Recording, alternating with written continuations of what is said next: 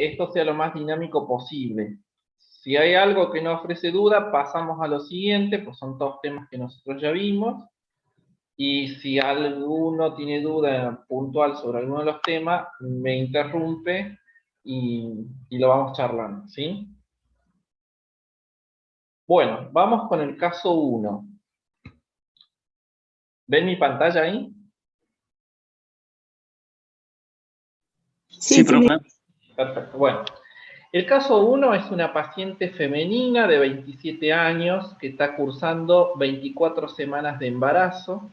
Es traída al consultorio por presentar mal estado general, disnea clase funcional 2-3 de 96 horas de evolución, o sea, 4 días, fiebre constatada por termómetro de 39,7 grados, acompañada de tos con expectoración mucopurulenta, dolor en punta de costado en hemitórax derecho. En el examen físico presenta una ausencia de murmullo vesicular, estertores crepitantes y disminución de la expansión de las bases y vértices del hemitórax derecho, con matidez a la percusión y aumento de las vibraciones vocales. En el aparato cardiovascular, F1 y F2 normofonéticos, silencios impresionan libres, o sea, no hay soplos. En el aparato digestivo, abdomen blando, no doloroso, depresible la palpación. No se conocen antecedentes personales patológicos, o sea, no tiene antecedentes, no es una paciente con una enfermedad previa. Antecedentes quirúrgicos, fue apendicectomizada a los 14 años y refiere tener alergia a los beta-lactanos, ¿sí? Entonces acá fíjense en la radiografía de tórax, vemos totalmente velado el seno costodiafragmático derecho con una imagen de condensación en la base derecha, ¿sí? ¿Lo ven bien? Sí, profe. Bueno, entonces, ¿cuál sería el diagnóstico de ustedes como está planteado esta paciente?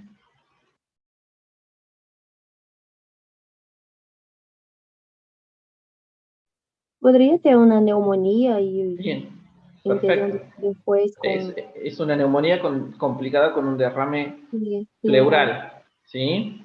¿Estamos todos de acuerdo? Entonces, Eu posso dizer, doutor, que é uma Sí. pneumonia de comunidade ou não, nesse caso? No, si es una neumonía de la comunidad. E não tenho que dizer a palavra assim ou especificar ou só pneumonia está bem? No, puedes decir neumonía o neumonía aguda de la comunidad. Si no lo especificás, para nosotros siempre va a ser una neumonía de la comunidad, salvo que el paciente haya tenido el antecedente de o de estar institucionalizado o de haber estado institucionalizado hasta 48 horas antes. Sí, institucionalizado que decía, estoy internado. Entonces, si no hubo ese antecedente, la neumonía va a ser de la comunidad. Dale.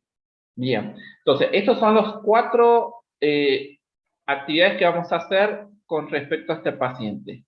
En base a la presentación clínica, ¿cuál es el diagnóstico? Ya lo charlamos, es una neumonía aguda de la comunidad con derrame pleural. El punto 2 es qué esquema terapéutico adecuarían al contexto de la misma. El punto 3, ¿qué otras opciones terapéuticas podrían emplearse en una paciente embarazada? Y el punto 4, ¿qué antibióticos o qué grupos de antibióticos, también puede ser, consideran contraindicados en el embarazo?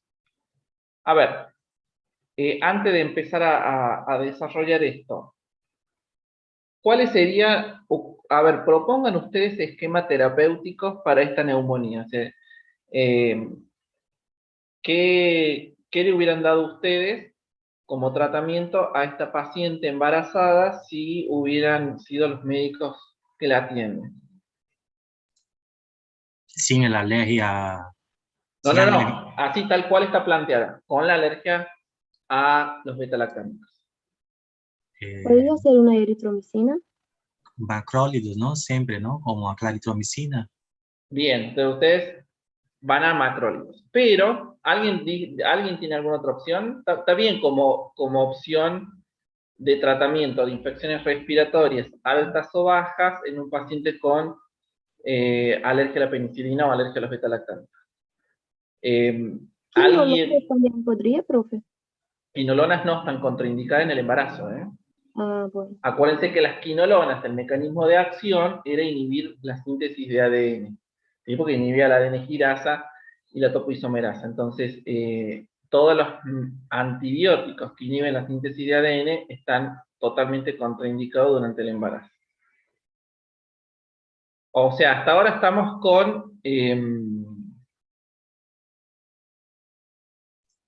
La eritromicina. con macrólidos, ¿sí? Antes de terminar la pregunta 2, vamos a responder la 3. Ahora, en una paciente embarazada, o sea, acá la pregunta 3 es, ¿qué otras opciones terapéuticas podrían emplearse en una paciente embarazada en general, que no sea alérgica a la penicilina? Entonces, nómbrenme ustedes qué antibióticos podríamos haber usado en esta paciente si no hubiese sido alérgica a la penicilina. Amoxicilina y ácido clavulánico. Bien, o sea, la combinación de una aminopenicilina y un inhibidor de la beta-lactamasa, que puede ser amoxicilina, ácido clavulánico, que es la opción que yo daría si la doy por vía oral, y si la tengo que dar por vía endovenosa, ¿cuál sería la opción o la alternativa a ese esquema? Porque la amoxicilina no viene vía endovenosa.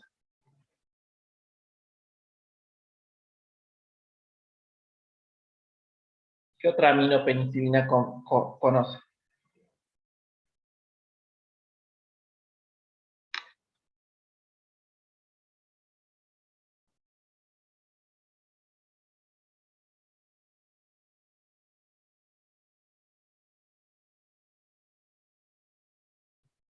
Ampicilina. Bien, ¿y cuál sería el inhibidor de beta-lactamasa que se asocia a ampicilina? El sulbactán, creo que era. Perfecto, sulbactam. Entonces, amoxicilina clavulánico o ampicilina sulbactam hubieran sido buenas opciones para esta paciente si no hubiese sido que es alérgica a la penicilina. ¿Qué otro antibiótico o grupo de antibióticos podríamos haber usado?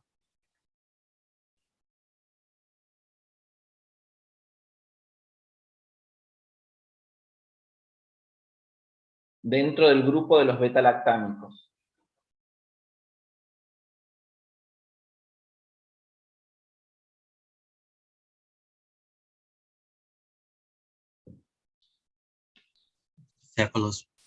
Cefalosporina. Bien, perfecto, la cefalosporina, ¿sí? Hubiéramos usado cefalosporina de segunda generación, sí, o de primera, si elegíamos la opción bioral, o podríamos haber usado cefalosporina de tercera generación, como la ceftriaxona, si hubiéramos elegido la vía endovenosa. Bueno, entonces, básicamente, en la pregunta 3, donde tendríamos que haber puesto todas las opciones terapéuticas para una mujer embarazada, nos tendríamos que englobar en los que son el grupo de las penicilinas y el grupo de las cefalosporinas, o sea, los beta-lactámicos. Y fuera de ese grupo también podemos usar los macrólidos, ¿sí? Entonces, básicamente, en esos 3 grupos de antibióticos son los que nos tenemos que mover siempre para tratar infecciones en mujeres embarazadas. Ahora, volvemos a la pregunta 2. En esta paciente puntual, ¿qué hubiéramos usado? Los compañeros nos dijeron macrólidos, claritromicina, 500 miligramos cada 12 horas, o acitromicina 1 gramo por día. 500 miligramos por día. La cuestión es que, primero, repasemos el caso clínico. Fíjense, la paciente tiene, aparte de estar embarazada, mal estado general, tiene una disnea funcional clase 2-3 y tiene un derrame pleural. O sea, nos faltan datos clínicos como la saturación, la frecuencia respiratoria, el estado hemodinámico, o sea, cómo está su tensión arterial, como para terminar de clasificar si esto se trata o no se trata de una neumonía grave. Pero si yo tengo una mujer embarazada que está sana, que está en mal estado general, que está con mucha fiebre y que tiene un derrame pleural, no es una paciente que yo, por lo menos al principio, la trate por vía oral, porque la tengo que dejar internada. ¿Sí? ¿Se entiende el concepto? O sea, lo que ustedes dijeron está perfecto. El tema es que en esta paciente puntual hay signos clínicos de gravedad que no me permitirían inicialmente hacer un tratamiento ambulatorio. ¿Sí? ¿Están de acuerdo? ¿O alguien piensa diferente?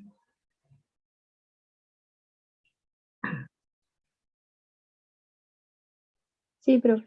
Bien, entonces la pregunta es, está perfecto lo que ustedes me dijeron de los macrólidos, pero los macrólidos no lo tenemos vía endovenosa. Entonces, ¿qué otra opción terapéutica que no sea un beta-lactámico yo podría usar en esta mujer por vía endovenosa?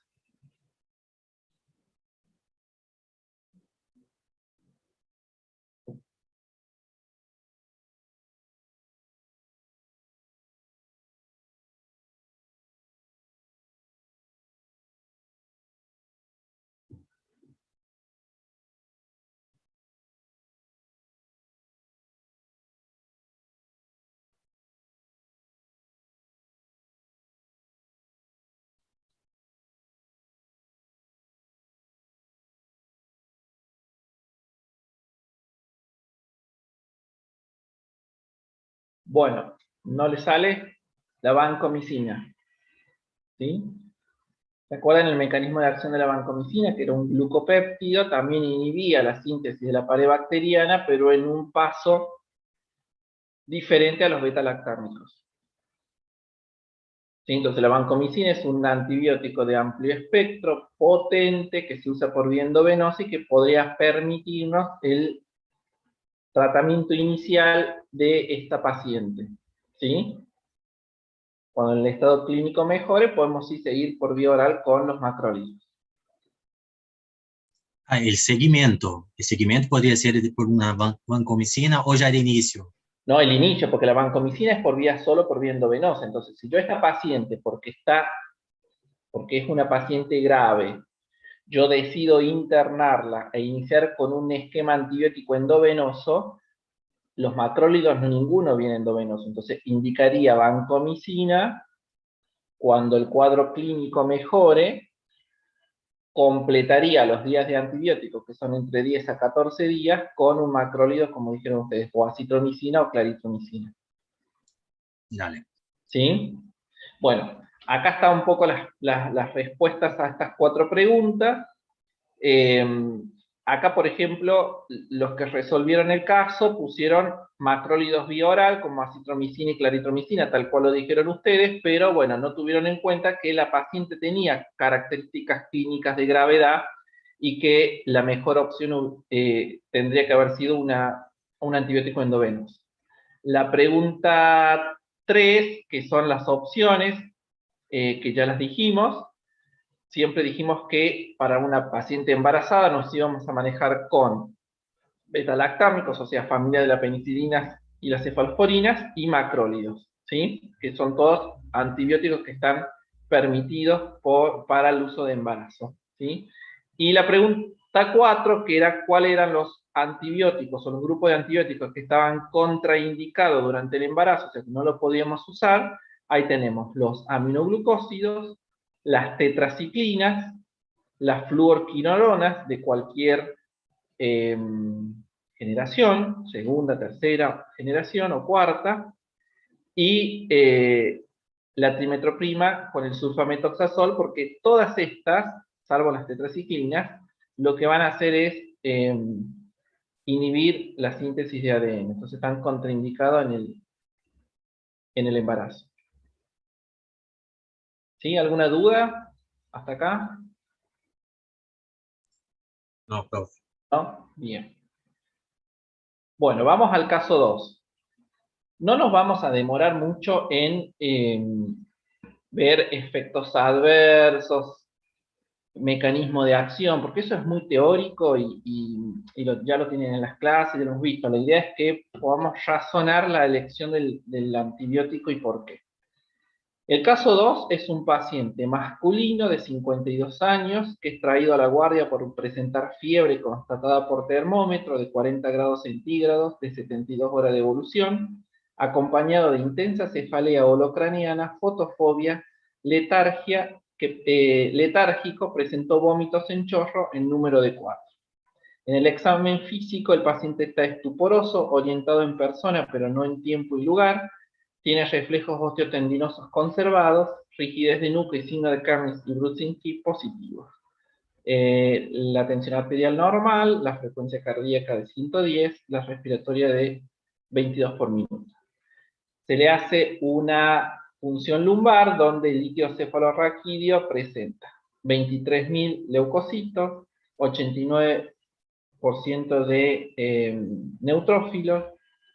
No, perdón, esto es sangre, 23.000 leucocitos, 89% de neutrófilos, 60 de sedimentación y una proteína C reactiva positiva. Y en el líquido cefalorraquídeo se ve de aspecto turbio, como está acá en la figura, proteínas totales 500 y glucosa 20. O sea, tenemos hiperproteinorraquia con hipoglucorraquia. Entonces, ¿cuál sería el diagnóstico de este paciente? Meningitis bacteriana. Bien, tiene una meningitis bacteriana. No hay mucho para discutir.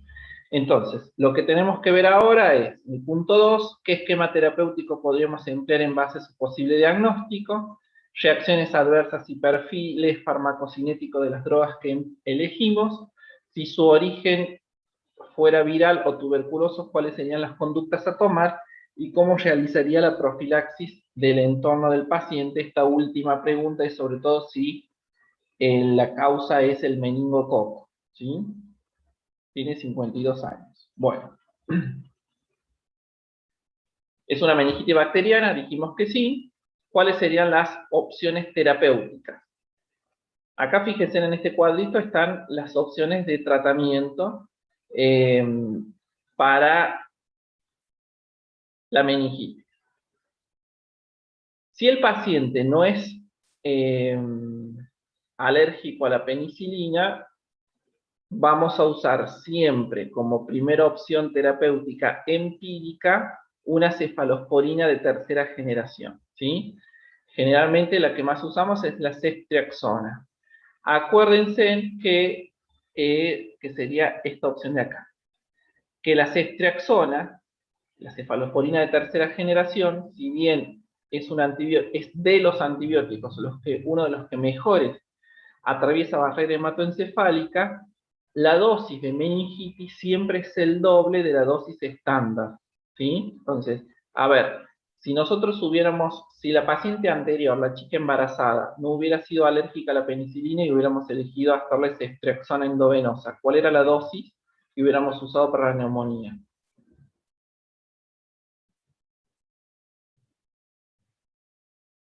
¿Cómo, profe? Disculpe. Si la paciente que vimos recién, la embarazada, no hubiera sido alérgica a la penicilina, ¿qué dosis hubiéramos usado de ceftriaxona para la neumonía? Sería 1 gramo. 1 gramo cada 12 horas, perfecto. En cambio, fíjense en que para la meningitis la dosis es 2 gramos cada 12 horas, ¿sí? Acuérdense que esta es la opción, la penicilina ya prácticamente no se usa, y si la ampicilina la vamos a asociar, ¿qué me cubriría la ampicilina que no me va a cubrir la cefalosporina de tercera generación? ¿Y en qué paciente lo usaríamos?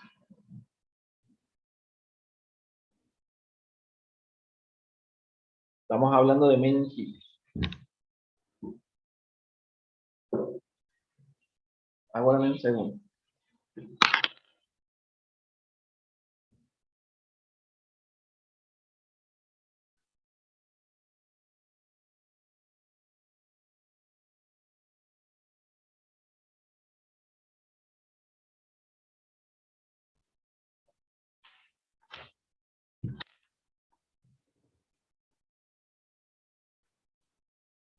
Ya está. A ver, la ampicilina, ¿qué germen cubriría? Gérmenes posibles que produzcan meningitis y que no te lo va a cubrir la céfalo de tercera.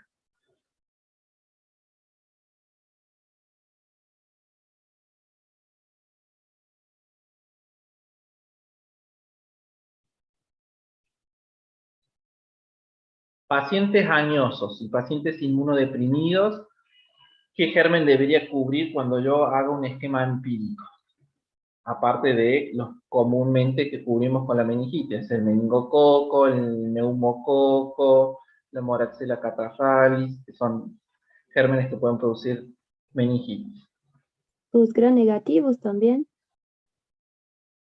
Sí, pero hay un germen especial que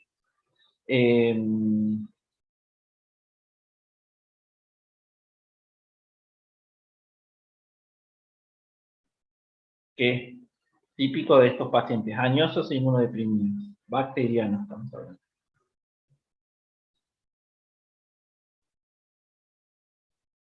¿Está diciendo cuál bacteria está diciendo? Claro, a eso estoy preguntando. ¿Qué germen, qué bacteria deberíamos cubrir aparte de las... La listeria. Bien, perfecto, la listeria. Entonces, la listeria me la va a cubrir la ampicilina. Entonces, si el paciente es añoso o inmunodeprimido, yo le voy a dar como tratamiento empírico la ceftriaxona más ampicilina. ¿Sí?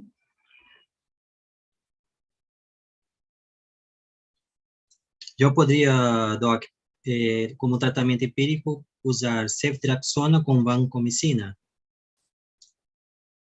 También no se usa asociado, ¿sí? La vancomicina es una opción para los pacientes alérgicos a la penicilina, pero no se asocia en forma empírica, Ok. ¿sí? Bueno, nos vamos a centrar, la otra pregunta que les hacía era, ¿qué reacciones adversas y perfil farmacocinético tenían las drogas empleadas? Nos vamos a centrar en la ceftriaxona, la cefalosporina de tercera generación. Entonces ahí tienen los efectos adversos. Recuerden que puede tener hipersensibilidad, que puede ser cruzada a la penicilina, por eso los pacientes alérgicos a la penicilina no deberíamos usar cefalosporina. Dolor en el sitio de inyección, sobre todo si se usa intramuscular. Tromboflebitis en el caso del uso endovenoso, náuseas, vómitos, diarrea, y acá falta otro efecto adverso importante. Recuerden que la cefalosporina, sobre todo la de tercera generación, da nefrotoxicidad. Entonces tenemos que, en estos casos, en los pacientes de la meningitis, que tenemos que usar doble dosis, tenemos que monitorear frecuentemente la función renal. ¿Sí? La pregunta 4 era, ¿cómo se actuaba si la meningitis era o viral o tuberculosa? ¿Sí? En el caso de ser la meningitis tuberculosa, se hace el esquema para tuberculosis con los 4 fármacos durante los primeros 2 meses, isoniazida, rifampicina, piracinamida y etambutol. Y a partir del tercer mes, seguíamos isoniazida y rifampicina. Acá, o sea, que sería el esquema clásico, como si hubiese sido una tuberculosis pulmonar. Lo único que va a variar es la duración del tratamiento, ¿sí? En el caso de la meningitis tuberculosa, ese tratamiento con la segunda fase de las 2 drogas tiene que completar 12 meses, en vez de 6, que eran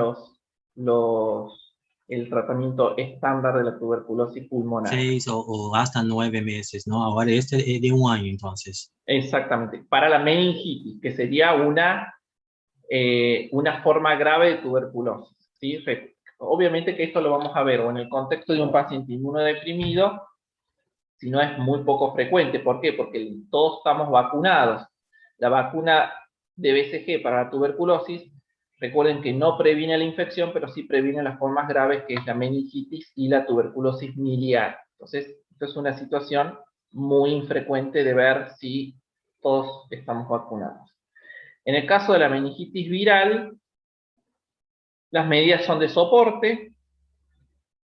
Si sospechamos o hacemos el diagnóstico que se hace por PCR en el líquido cefalorraquídeo de presencia de virus herpes, agregamos aciclovir, ¿sí? También esto va a suceder en el contexto de un paciente inmunodeprimido principalmente. Intravenoso, ¿no? Ciclovir. Sí, sí, sí. Todo endovenoso. Y por la otra pregunta era cómo realizábamos la profilaxis. En el caso de que este paciente hubiera tenido una meningitis bacteriana por meningococo, que eso nos lo va a dar el cultivo de líquido cefalorraquídeo, o por lo menos en el examen directo, en el GRAM, nos iban a mostrar diplococos gram negativos. Si tiene diplococos gram negativos, seguramente es un meningococo. Entonces, todas las personas que tuvieron contacto con ese paciente, tenemos que hacer profilaxis porque es una infección grave y altamente contagiosa. ¿Cómo se hace profilaxis? Tenemos dos alternativas. Una es rifampicina por vía oral y la otra es ceftriaxona intramuscular dosis única. La ciprofloxacina la van a encontrar en algunos libros, pero como el meningococo ya tiene mucha probabilidad de ¿cómo se llama?, de resistencia, ya prácticamente no se usa. O sea, o hacemos rifampicina vía oral o ceftriaxona intramuscular dosis única.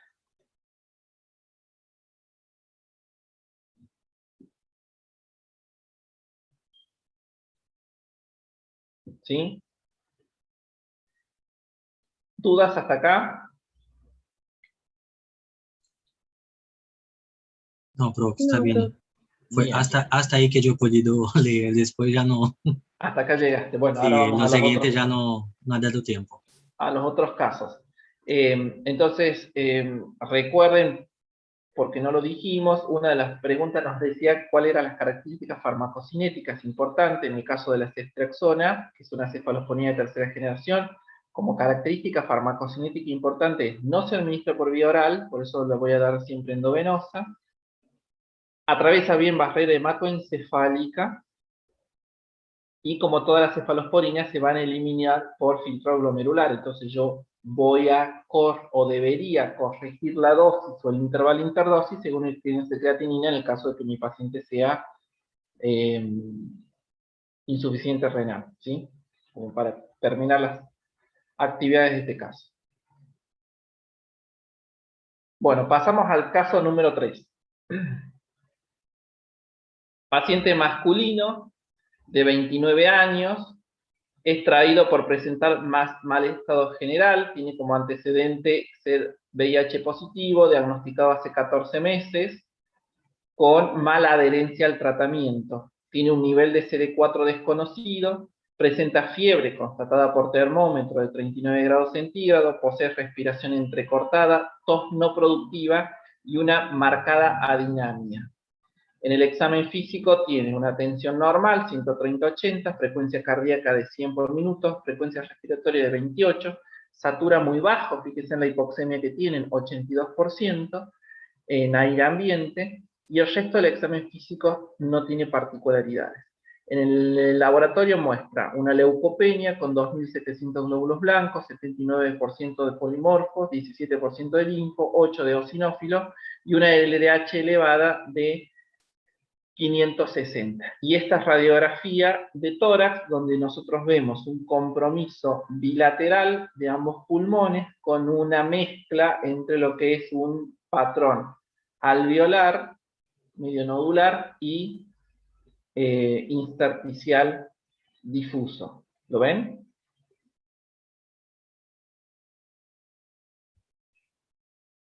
Sí, profe. Bien, ¿cuál sería entonces su impresión diagnóstica? Podría ser una neumonía por hongo, por VIH Bien, positivo. esa es una impresión diagnóstica. Tenemos un paciente inmunodeprimido con un compromiso bilateral, puede ser una neumonía por hongo, ¿sí? Tranquilamente. Tipo aspergillus o coccidioides. Pero, ¿qué sería más frecuente? A ver, fíjense, aumento de LDH. Estos son datos típicos de esta infección. Aumento de LDH, compromiso bilateral con una trama intersticial, mucha hipoxemia, aún aunque el paciente no sienta tanta disnea. Puede ser COVID. Sí, también puede ser COVID. ¿Cuál sería el germen más frecuentemente asociado a neumonías bilaterales en paciente HIV con mal control inmunológico?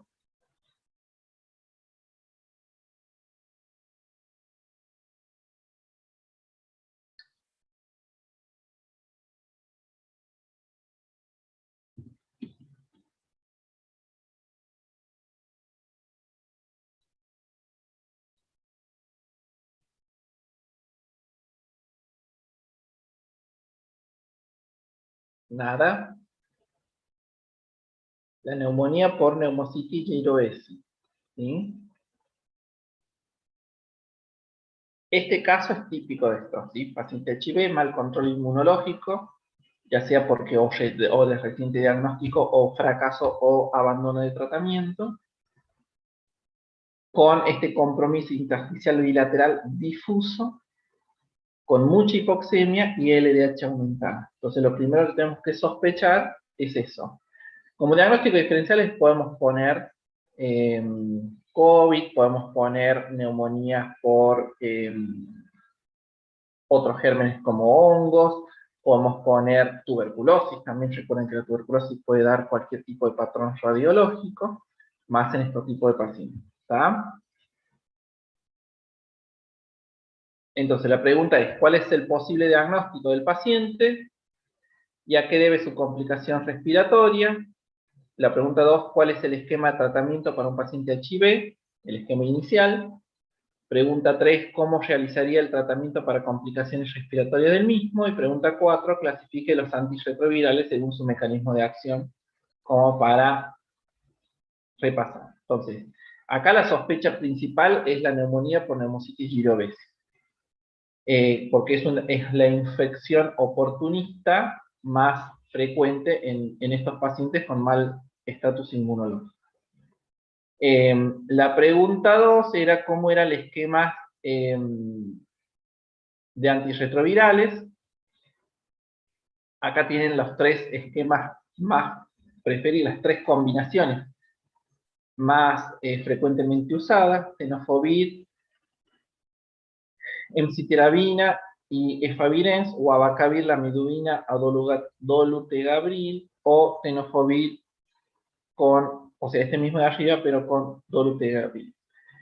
Esto va a ir variando a lo largo del tiempo, a la medida que van saliendo las guías nuevas, van cambiando las combinaciones. El concepto que le tiene que quedar a ustedes es que nunca el tratamiento para el VIH es un tratamiento de monodroga, siempre hay una combinación, porque eso no solamente me aumenta el éxito terapéutico en cuanto al control de la replicación viral, sino que me va a disminuir las posibilidades de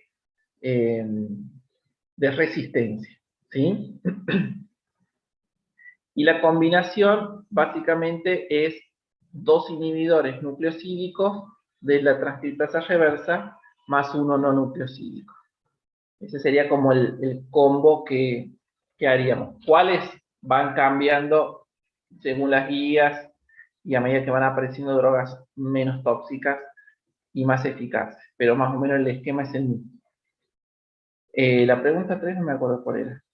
¿Cómo realizaría el tratamiento? Bueno, el tratamiento para este paciente, ¿cuál es el antibiótico, el único antibiótico que podemos usar para tratar este parásito, que es neumocitis girovesi?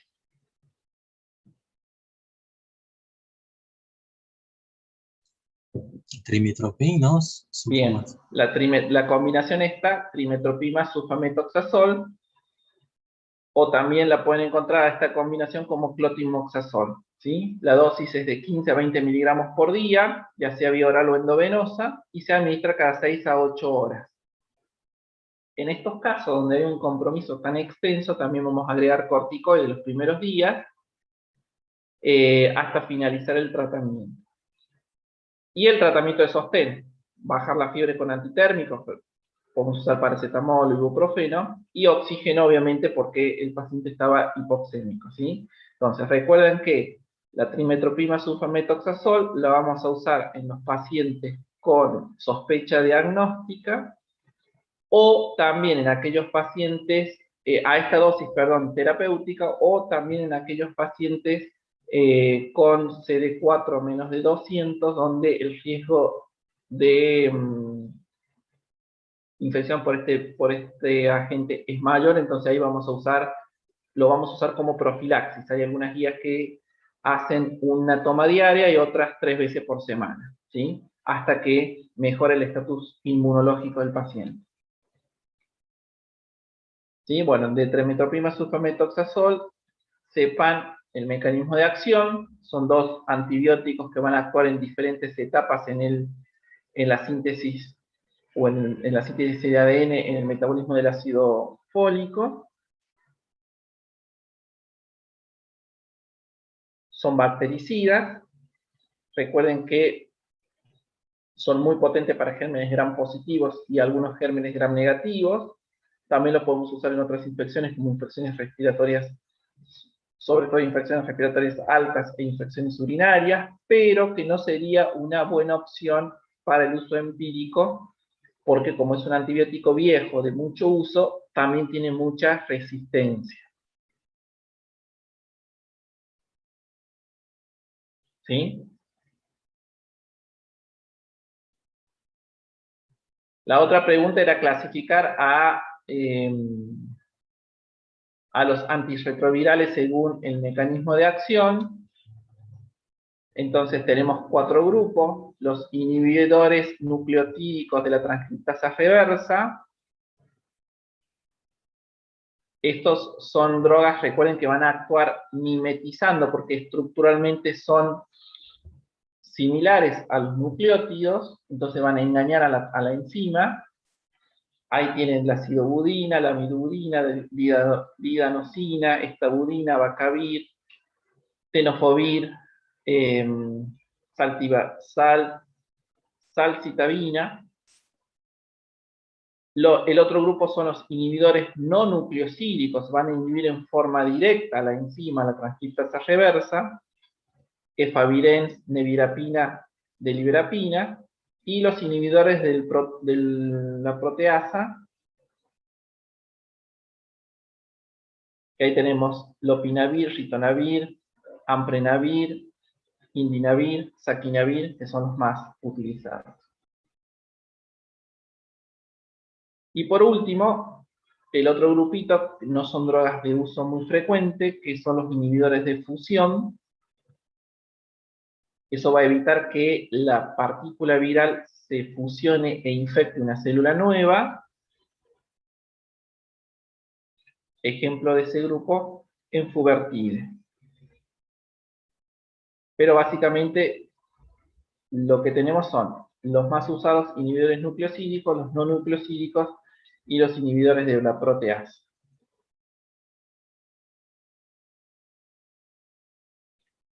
Y creo que esta era la última pregunta de este caso. Bueno, básicamente, para drogas antirretrovirales tenemos que saber la clasificación, que es la clasificación según el mecanismo de acción, el esquema de combinación típico y los efectos adversos. Mucho más no preguntamos de antirretrovirales.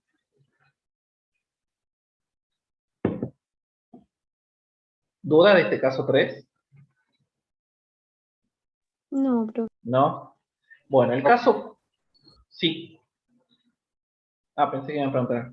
El caso 4 es una paciente mujer de 54 años que es traída a la guardia por presentar fiebre de 39 grados, también constatada por termómetro de 48 horas de evolución, náuseas y vómitos, en número de 6, de contenido alimenticio, cefalea en región frontal, de igual tiempo de evolución, acompañada de escalofrío y decaimiento. Tiene como antecedente patológico ser diabética tipo 2, con mal control metabólico y mala adherencia al tratamiento. Es obesa grado 2, con un índice de masa corporal de 33. En el examen físico tiene 140-100 de frecuencia cardíaca, 100 de frecuencia respiratoria, perdón, 100 de frecuencia cardíaca, 18 de frecuencia respiratoria, y a nivel del miembro inferior en la región sur a la derecha se observa esa placa eritematosa que ven en la foto, caliente, dolorosa, discretamente indurada, bien delimitada, con bordes de crecimiento palpable y presencia de pústulas. Refiere como antecedente que sufre episodios similares un año atrás, ¿sí? Respecto al examen físico normal. Entonces ven acá la pierna de esta paciente con toda esa área eritematosa, bien con signo de flogosis y bien localizada, ¿sí? Limitada. ¿Cuál sería el diagnóstico de este caso, de este paciente? Erisipela, porque Bien. es delimitada. Exactamente. Entonces acá tienen en el dibujo, si la placa es bien delimitada, si yo puedo tener un límite claro entre lo que es la piel enferma y la piel sana, yo digo que es erisipela. Si el límite es muy difuso, yo voy a decir que es una celulitis, ¿sí? A veces, semiológicamente, uno no es tan fácil determinar uno del otro. Entonces, en ese caso, yo voy a decir que el diagnóstico es una infección de piel y partes blandas, ¿sí? ¿Por qué es importante que semiológicamente determinemos esto? Porque hay una diferencia en los gérmenes que pueden provocar una erisipela y los gérmenes que pueden provocar una celulitis o otro tipo de infección de piel y partes blandas. ¿Cuál sería el germen más frecuentemente involucrado en la erisipela?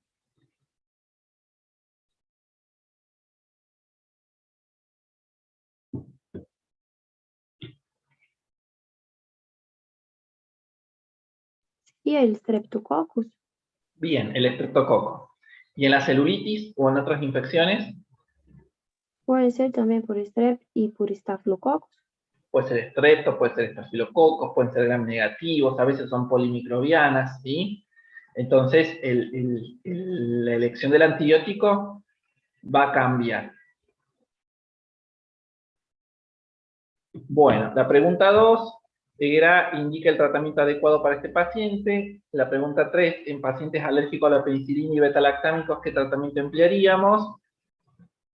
Y en caso de celulitis, ¿qué esquemas terapéuticos emplearía? Entonces, dijimos que sospechamos una erisipela. ¿Cuál iba a ser el tratamiento que ustedes propondrían para tratar la erisipela? Si el germen involucrado es el estrepto.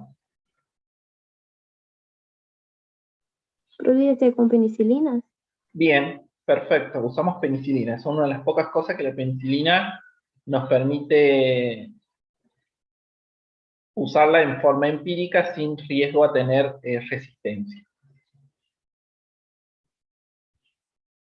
Entonces, bueno, acá está, en este cuadrito, las opciones terapéuticas de la erisipela. Íbamos a usar siempre la penicilina. En el caso como alternativa podemos usar una cefalosporina de primera generación. Y la clindamicina siempre es una opción para los alérgicos a la penicilina.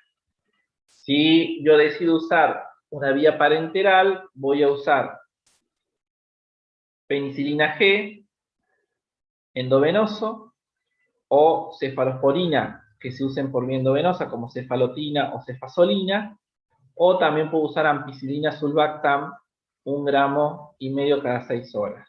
¿Sí?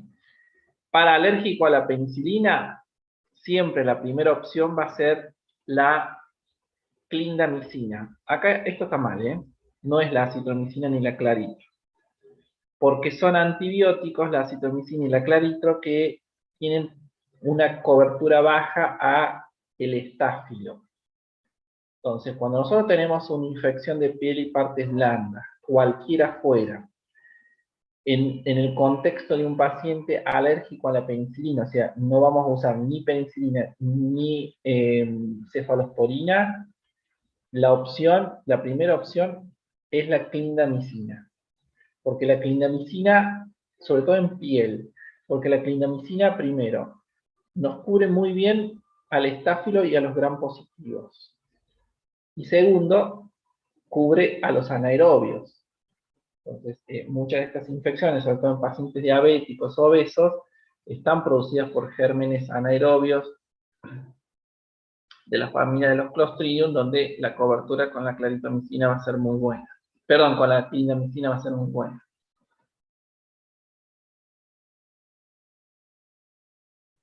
¿Sí? Sí, Sí, pero- ¿Y si tiene alergia a beta-lactámicos, sería la cefalosporina? No. Acordate que la cefalosporina es un beta-lactámico y hay Sí. reacción cruzada. Es la clindamicina. Clindamicina, bueno. Clindamicina. Siempre piel y partes blandas, o usamos cefalo de primera generación o aminopenicilinas con un inhibidor de beta-lactamasa, pero si es alérgico, vamos a la clindamicina. Profe, la dosis en la clindamicina. Es 300 miligramos cada 6 horas. Son 4 tomas por día.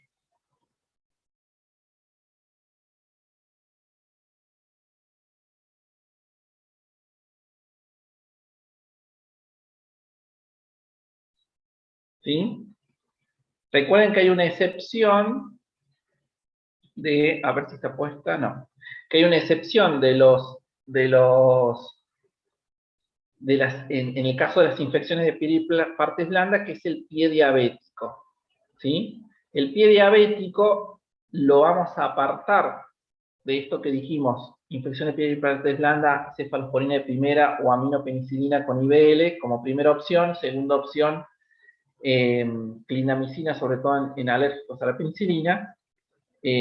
Eso, ahí podemos meter erisipela, podemos meter celulitis, cualquiera, menos pie diabético. El pie diabético es una entidad que la separamos porque es una entidad polimicrobiana. Entonces, ahí en el pie diabético puede estar producida por gram positivos, por gram negativos y por anaerobios. ¿Sí? Entonces, un solo esquema de antibióticos para el pie diabético no nos permiten cubrir todo ese espectro de gérmenes. Entonces, en ese caso se van a combinar. Generalmente la combinación que se hace es quinolonas, como la ciprofloxacina, que ahí tenemos buena cobertura con los gram negativos, con clindamicina, que tiene una buena cobertura gram positivos y anaerobios, ¿sí? Entonces, uno de los esquemas más utilizados para el tratamiento empírico del pie diabético es ciprofloxacina más clindamicina. Y la otra opción es la amoxicilina clavulánico o la ampicilina sulbactam. ¿Por qué? Porque esa combinación te cubre bien gram positivo, te cubre bien gram negativo, y el agregado del inhibidor de beta-lactamasa te aumenta el espectro para algunos anaerobios de la piel. ¿Sí?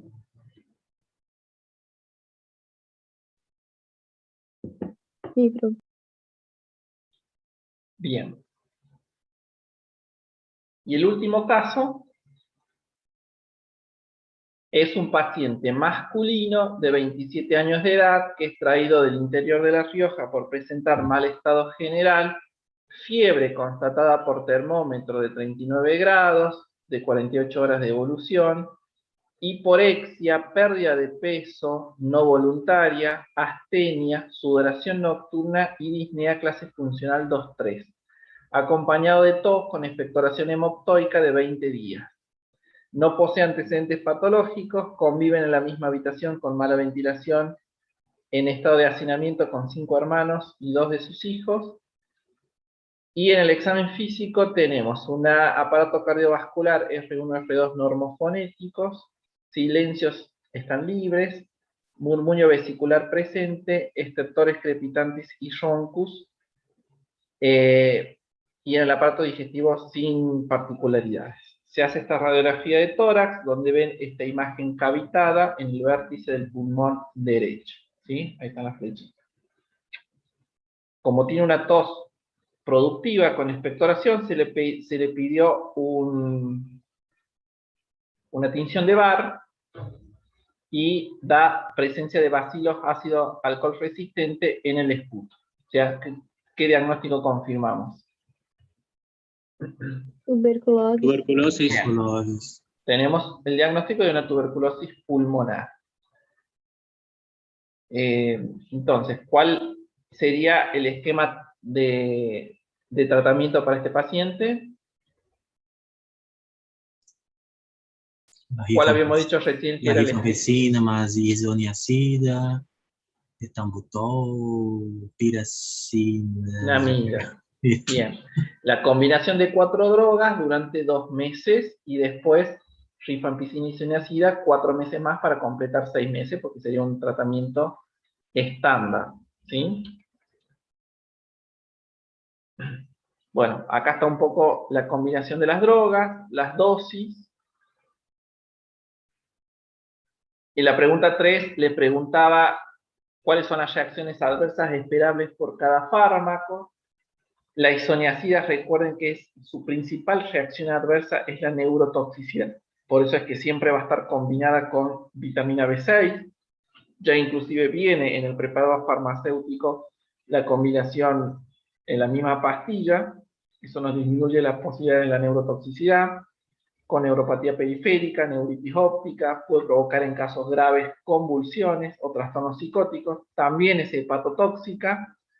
Puede dar agranulocitosis, eosinofilia y también puede dar fiebre por antibiótico. Muchas veces la fiebre es por el antibiótico, no por la infección en sí.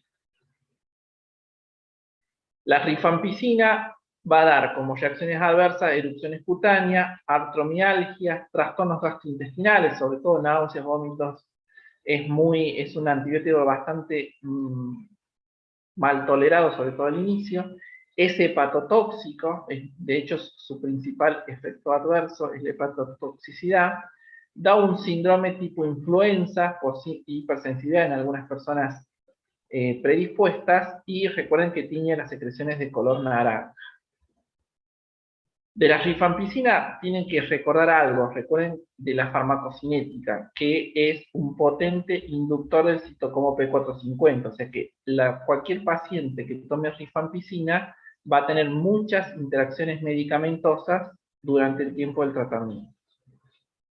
La piracinamida da como efectos adversos trastornos gastrointestinales, también es hepatotóxica, da hiperuricemia, o sea, un aumento de ácido úrico, algunas erupciones cutáneas y fotosensibilidad. Y el etambutol da principalmente, aparte de las alteraciones gastrointestinales, la neuritis óptica.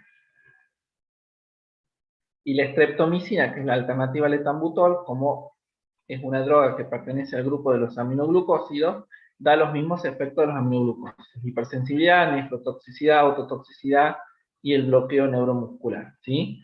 Esto es pregunta de examen. O sea, si hay algo que tienen que saber tuberculosis es el esquema básico y los efectos adversos de cada una de estas drogas. Solo subrayo. Bueno, la pregunta 4 es: ¿qué otros esquemas disponibles pueden usar? Están los esquemas alternativos, sobre todo para aquellos pacientes que por algún motivo no pueden usar esas drogas. No tiene mucha importancia, acá lo tienen, porque esto ya es muy típico del especialista. O sea, lo que usted tiene que saber como médico general es el esquema clásico. La pregunta 5, no me acuerdo cuál era. En un paciente embarazada con insuficiencia hepática, ¿qué conducta se puede tomar? El tratamiento siempre debe ser iniciado en forma inmediata, y lo que no se va a usar es la streptomicina, porque, como dijimos recién, la streptomicina es un antibiótico del grupo de los aminoglucósidos, y los aminoglucósidos están contraindicados en el embarazo. ¿Sí? En los pacientes con insuficiencia hepática, al tratamiento hay que hacerlo lo mismo, hay que vigilar bien su hígado, mucho más de cerca con el hepatograma. En el caso de que existe hepatotoxicidad, se va a ir retirando la piracinamida, que es dentro de las drogas hepatotóxicas la que es menos importante en el esquema. ¿Sí? Siempre tenemos que tratar de mantener la rifampicina y la isoniazida el mayor tiempo posible, porque son las dos drogas más eficaces del tratamiento. Y la otra pregunta es: ¿cuáles son los fármacos antituberculosos de segunda línea y cuándo se emplean? Acá lo tienen: ácido paraaminosalicílico, etionamida, cicloserina, otros aminoglucósidos como la canamicina, o la micacina, algunas quinolonas como la ciprofloxacina, la gatifloxacina, la moxifloxacina, y otras drogas que no son antibióticos como la talidomida o el interferón gamma. Estos están reservados para el uso de pacientes que han sido refractarios a tratamientos de primera línea o que no se han podido completar el tratamiento de primera línea por toxicidad grave, y esto obviamente que es uso exclusivo del especialista, ¿sí? Nosotros tenemos que saber que existen drogas de segunda línea, que la eficacia es mucho menor, por eso es que no se usan en la primera línea y que van a ser reservadas para pacientes que han sido refractarios. Profe, pero solo toxicidad, ¿no podría ser también para multiresistencia? Por eso, cuando el tratamiento la indicación de esto es refractariedad al tratamiento, ahí están, o sea, si son refractarios, o sea, si vos hiciste el esquema estándar y no funcionó es porque hay resistencia. Ah, sí, claro, la palabra ya significa que es resistencia, ¿no? Claro, Sí, sí, verdad. o porque tengan toxicidad grave donde vos no podés finalizar, no podés completar el tratamiento, entonces probás a usar una droga de segunda línea. ¿Sí? Creo que esta es la última. Bueno, ¿alguna consulta, alguna pregunta?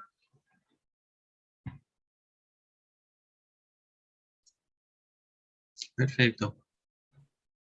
Muy Bueno, bien.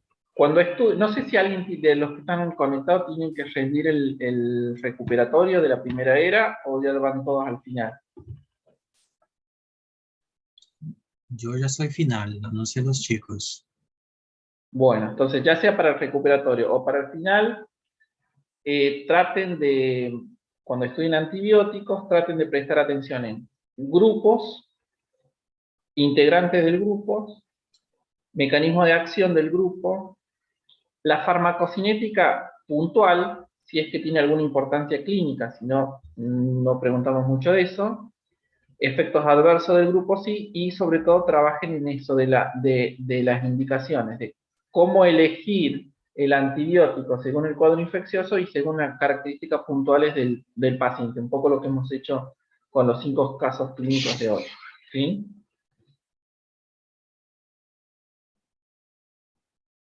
Bueno, entonces nos estaríamos viendo ya en el final. La semana que viene creo que van a tener un integrador de la segunda era, de cardiología. Buenísimo, profe, gracias. Muchas gracias, Bueno, profe. si no, nos veremos el año que viene ya en Medicina Interna 2. Bueno, muy Gracias, bien. profe. Cualquier cosa, recuerden que mientras dure la cursada y esté abierta el aula, siempre las dudas pueden escribirla en los foros y lo vamos contestando. ¿Sí? Bueno, muy bien. Gracias, profe. Gracias. Chao, nos Muchas gracias. vemos. Chao, Chao, chao. chao.